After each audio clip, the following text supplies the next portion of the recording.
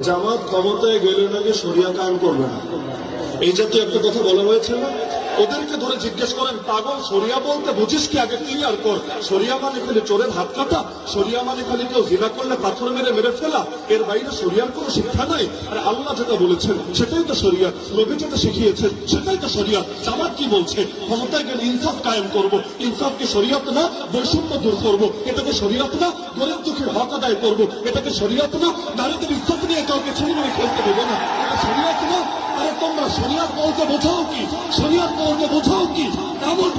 এমন কি তারা যে প্রলোভন দিচ্ছে ক্ষমতায় গেলে তারা শরিয়ত কায়েম করে উল্টিয়ে ফেলবে। এটা কোন শরিয়ত? গতকালও তো আমি দেখেছি, আমি নিজ কানে ভিডিও, সরাসরি তো ছিলাম না, এই মাঠের কথা বলছি। এই মাঠে আমার নাম ধরে নিকৃষ্ট ভাষায় গালিগালাজ করা হয়েছে নাকি হয় নাই?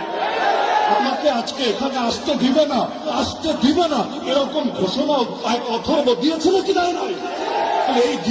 এই গিবত করো তোমাদের শরিয়ত, গালিগালাজ করো তোমাদের শরিয়ত, হুমকি ধমকি দেওয়া তোমাদের শরিয়ত, গুন্ডামি রাস্তারি করো তোমাদের শরিয়ত। বেটা ফাজিল ভোটে চাইনা।